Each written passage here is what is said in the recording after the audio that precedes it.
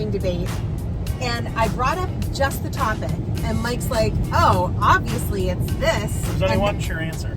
And that's not the answer that I thought he was going to give. So I said, a driving debate, air conditioning or windows? And Mike says...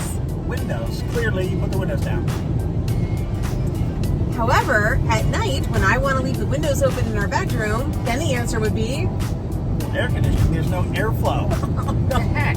So he's so inconsistent. So, all right, Mike prefers windows in the car, but air conditioning in the bedroom. And a fan. Well, the fan is a given. Well, we actually have two fans. Yeah. And the air conditioning. We have two fans. Mike gets one over the ceiling. That's for both of us to share. Oh, okay. And then I have an additional fan. But I think it should be windows all the time. Yeah. With the fan. I prefer the fan. 117% humidity, the hottest the earth has ever been. Let's leave the windows open at night to try to sleep in the humidity. Because I prefer the sound of the sound of the peepers is my favorite sound in the whole entire world. And it only happens at night. And it only happens, you can only hear it if the windows are open. I literally woke up this morning to this sentence. How is it possible for one person to be hot and cold at the same time?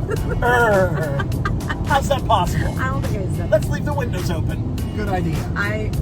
All right, so what are your thoughts? Windows or air conditioning? And in the car, windows and air conditioning. Well, but there's windows and air conditioning in the bedroom too.